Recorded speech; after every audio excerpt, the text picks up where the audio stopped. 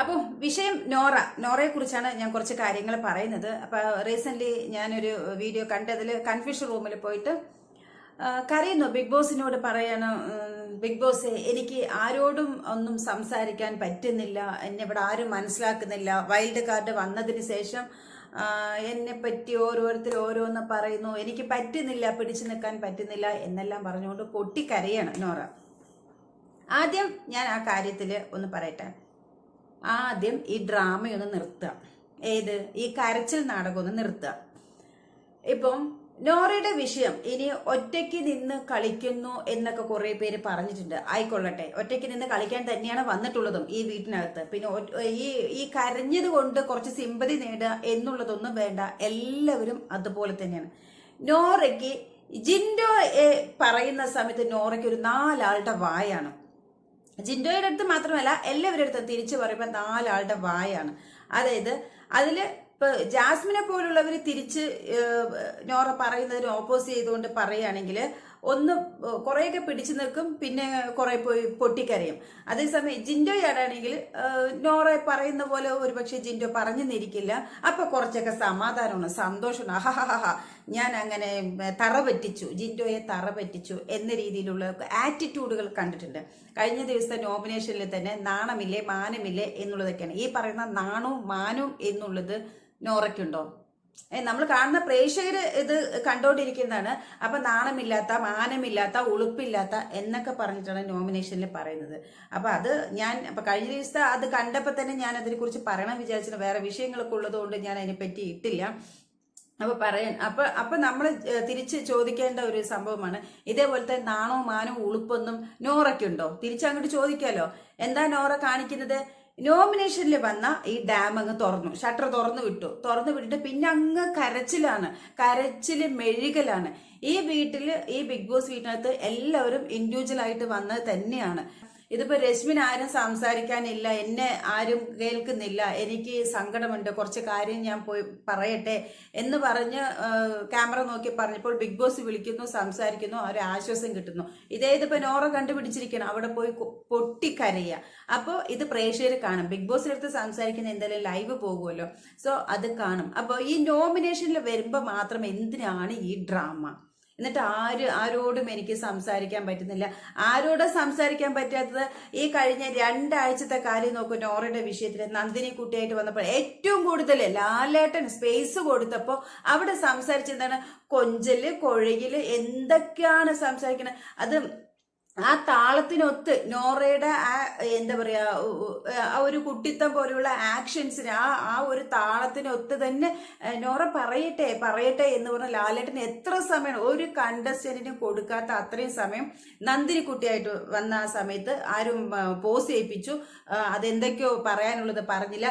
എല്ലാ ടൈമിലും ഈ നോറ ഗെയിമിന്റെ ഇടയിലാണെങ്കിലും ശരി, മറ്റെന്ത് കാര്യം ശരി, നോറയ്ക്ക് എപ്പോഴെങ്കിലും കിട്ടിയ ഒരു പോയിന്റിന് നോറയ്ക്കെതിരെ പറഞ്ഞിട്ടുള്ളതിന് വെച്ചിട്ട് പേഴ്സണൽ ഗ്രഡ്ജ് തീർക്കൽ മെയിൻ പണിയാണ് നോറയുടേത്.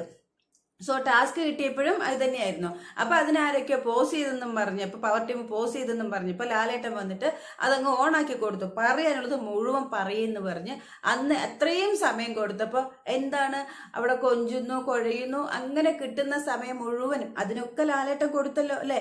എവിടെയാണ് ആരോടും പറയാൻ എനിക്ക് സമയം കിട്ടിയില്ല, അല്ലെങ്കിൽ ആരും മനസ്സിലാക്കുന്നില്ല എന്ന് നോറ പറയുകയാണെങ്കിൽ അതിനകത്ത് ജിൻഡോയനല്ല ആരും സപ്പോർട്ട് ചെയ്യുന്നത്, അൻസിബി അല്ല ആരും സപ്പോർട്ട് ചെയ്യുന്നത്, പലപ്പോഴും ഋഷി ഉണ്ട്. എന്നാലും എല്ലാവരും ഇൻഡിവിജ്വൽ തന്നെയല്ലേ? എല്ലാവർക്കും ഒരു തകർച്ച വരുന്നില്ലേ? എല്ലാവർക്കും ഒരു വിഷമം വരുന്നില്ലേ? നോറയ്ക്ക് മാത്രം എന്താണ് പ്രത്യേകത? അപ്പൊ നോമിനേഷനിൽ വന്നാൽ ഇങ്ങനെയാണ്. അപ്പൊ എനിക്ക് ആരുമില്ല, മുഴുവൻ ഡ്രാമ കളിക്കണമെങ്കിൽ സ്ട്രോങ് ആയിട്ട് കളിക്കണം.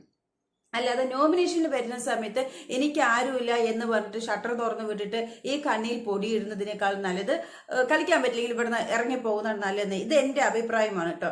ഇപ്പൊ ഈ കഴിഞ്ഞ ആഴ്ചയിൽ ലാലേട്ടൻ വന്നപ്പോഴും നോറയ്ക്ക് പറയാനുള്ള എത്ര സമയമാണ് നോറയ്ക്ക് കൊടുക്കുന്നത്? ഇതുപോലെ മറ്റ് കണ്ടസ്റ്റന്റുകൾക്ക് കിട്ടുന്നുണ്ടോ? നോറ പറയുന്നത് മൊത്തം മറ്റുള്ളവർ കുറ്റമാണെങ്കിൽ പോലും ലാലേട്ടൻ അത് ആസ്വദിച്ച് കേൾക്കുന്നുണ്ട്. നോറ അത് എങ്ങനെയൊക്കെയാണ് ആടി കുഴഞ്ഞുകൊണ്ടാണ് നോറ അതെല്ലാം പറയുന്നത്. അത്രയും ഇത് പ്രേക്ഷകർ കണ്ടുകൊണ്ടിരിക്കുകയാണ്. ഇത്രയും സമയം കിട്ടിയിട്ടും എനിക്ക് സംസാരിക്കാൻ ആരുമില്ല. ആരോടാണ് ഈ ഡ്രാമ കാണിക്കുന്നത്? എന്തിനു വേണ്ടിയിട്ടാണ് ഈ ഡ്രാമ കാണിക്കുന്നത്? കളിക്കാൻ വന്നാൽ എല്ലാവരും കളിക്കാനുള്ളവരും. മറ്റുള്ളവരെ കുറ്റം പറയുമ്പോൾ 4 പേരുടെ നാവിട്ട് എടുത്തിട്ട് നോറ അത് പറയുന്നുണ്ട്. എന്നിട്ട് അതെല്ലാം പറയുമ്പോൾ കുഴപ്പമില്ല, തനിക്ക് നേരെ ഒന്നും വരാൻ പാടില്ല. അപ്പൊ ആരെങ്കിലും ഒന്ന് പറഞ്ഞു കഴിഞ്ഞാൽ എനിക്ക് ആരുമില്ല. ആ നോമിനേഷനിൽ വന്ന സമയം മുതൽ നോറയുടെ മുഖം അങ്ങ് മാറി. നോറ നോമിനേഷനിൽ വന്നോ അപ്പൊ മുതൽ നോറയ്ക്ക് ആരുമില്ല, ഈ വീട്ടിൽ തനിച്ചാണ്. പിന്നെ ബാത്റൂമിന്റെ ക്യാമറ, അവിടുത്തെ ക്യാമറ, ഇവിടുത്തെ ക്യാമറ, എല്ലാവരും ഇങ്ങനെ മുഖം വാടിയിരിക്കുക. എനിക്ക് ആരുമില്ല, ഞാൻ ഒറ്റപ്പെട്ട ഒരു അവസ്ഥയിലാണ്. അങ്ങനെ സ്വയം കോർണർ ആക്കിക്കൊണ്ട് അങ്ങനെ തനിയിരിക്കുക, അങ്ങനെ കരയുക, ക്യാമറ നോക്കുക, കരയുക, ഇത് തന്നെ മൂക്ക് പിഴിയുക, കരയുക. ഇത് എന്താ ഇത്? ഇതിനേക്കാൾ നല്ലത് ഈ ബിഗ് ബോസിലേക്ക് വരാതിരുന്നൂടെ? പിന്നെ പറയുന്നത് എന്താന്ന് പറഞ്ഞാൽ വൈൽഡ് കാർഡൊക്കെ വന്നപ്പോൾ എന്റെ ഹസ്ബൻഡിനെ കുറിച്ചിട്ടൊക്കെ കുറെ കാര്യങ്ങൾ പറഞ്ഞു, വെളിയിൽ കുറെ സംഭവങ്ങളൊക്കെ നടക്കുന്നുണ്ട് എന്നും പറഞ്ഞ് ഇതൊരു ഡ്രാമ. വൈൽഡ് കാർഡ് വന്നിട്ട് 3 ആഴ്ച കഴിഞ്ഞല്ലോ. ഈ 3 ആഴ്ച കഴിഞ്ഞാൽ എന്തൊക്കെ സംഭവങ്ങൾ ഉണ്ടായി? ആ സംഭവങ്ങളൊക്കെ നടന്നതിന് ശേഷം ഇപ്പൊ നോമിനേഷനിൽ വന്നിട്ട് അതിനെക്കുറിച്ച് പറയുന്നു എന്ന് പറഞ്ഞിട്ട് മെഴുകിയിട്ട് എന്താണ് കാര്യം? എനിക്ക് എൻ്റെ ഒരു അഭിപ്രായത്തിൽ എല്ലാവരും സ്ട്രോങ് ആണ് കണ്ടസ്റ്റന്റുകൾ, അതുപോലെ എല്ലാവരും വീക്കാണ്. എല്ലാവർക്കും ഇമോഷണലി ഭയങ്കര ഇതുണ്ട്. കുറെ ദിവസമായി അതിനെ നിൽക്കണു, അവർക്കെല്ലാം വിഷമമുണ്ട്. ഞാൻ പറയുന്നത് നോമിനേഷനിൽ വരുമ്പോൾ ഈ ഡ്രാമ കാണിക്കുന്നത് വളരെ തെറ്റ്. അതൊരിക്കലും നമുക്കത് അംഗീകരിക്കാൻ പറ്റില്ല. ഇത് അല്ലാത്തപ്പോ ഒരാളെ അറ്റാക്ക് ചെയ്യുന്ന സമയത്ത്, ഒരാളെ പറയുന്ന സമയത്ത് 4 പേരുടെ നാവിട്ട് നോറ സംസാരിക്കണം. നോറ സംസാരിക്കാൻ അറിയാത്ത കുട്ടിയോ സാഹചര്യത്തിനൊത്ത് ഒരാളെ എവിടെയൊക്കെ അടിക്കുക എന്നുള്ളത് നോറയ്ക്ക് നല്ലപോലെ അറിയാം. ഇതൊക്കെ നമ്മൾ കണ്ടത് തന്നെയാണ്. ആ നോറയ്ക്ക് നോമിനേഷനിൽ വന്നാൽ മാത്രം എനിക്കാരുമില്ല എന്ന് പറയുന്ന ആ ഡ്രാമ, അത് കാണുന്ന പ്രേക്ഷകരാണ് അതിന് തീരുമാനിക്കേണ്ടത്. ഈ ഡ്രാമയ്ക്ക് എന്ത് ചെയ്യണം, അവിടെ നിലനിർത്തണമോ വേണ്ടയോ എന്നുള്ളത്. എല്ലാവരും കണ്ടസ്റ്റന്റുകൾ ഈക്വലാണ്. അതില് അർഹതയുള്ളവരാണ് ജയിക്കേണ്ടത്. എനിക്ക് അതല്ല, ജിൻഡോ ഒക്കെ പിടിച്ചിരിക്കാൻ എത്ര പിടിച്ചു നിൽക്കുന്നു അതിനകത്ത്. അതുപോലത്തെ ഒരു മനുഷ്യർ തന്നെയല്ലേ ജിൻഡോയുടെ അടുത്തെല്ലാം ഏതൊക്കെ വിധത്തിലാണ് അറ്റാക്ക് ചെയ്യുന്നത്. അതുപോലെ ഒരാൾക്ക് ഒരു ബുദ്ധിമുട്ട് വരുമ്പോൾ, ഒരാളെ ആരെങ്കിലും വഴക്ക് പറയുകയും ചെയ്യുമ്പോൾ നോറയ്ക്ക് അതിക്രൂരമായ ഒരു ചിരിയുണ്ട്. നിനക്ക് അത് തന്നെ വേണം പറയാൻ നിൽക്കുന്ന ഒരു ചിരിയുണ്ട്. അത് തന്നെ എത്ര കാളകൂടെ വിഷത്തിന്റെയാണ് അങ്ങനെയുള്ളവരെല്ലാം.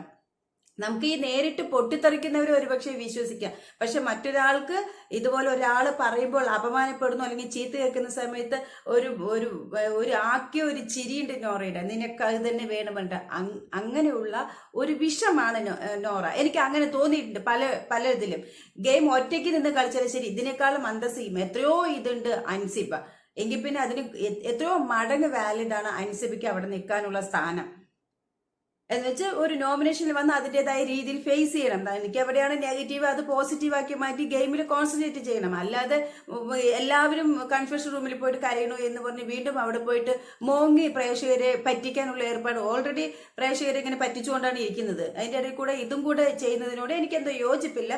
സോ ഇത് കണ്ടപ്പോൾ ഞാൻ നിങ്ങളുമായിട്ട് ഷെയർ ചെയ്യണമെന്ന് തോന്നി. സോ ഇത് എൻ്റെ അഭിപ്രായമാണ്. ഈ വീഡിയോ ഇഷ്ടമായെങ്കിൽ നിങ്ങൾ ലൈക്ക് ചെയ്യുക, കമന്റ് ചെയ്യുക, ഷെയർ ചെയ്യുക, ചാനൽ സബ്സ്ക്രൈബ് ചെയ്യുക. അടുത്ത വീഡിയോ ആയിട്ട് നമുക്ക് വീണ്ടും കാണാം. അതുവരേക്കും bye.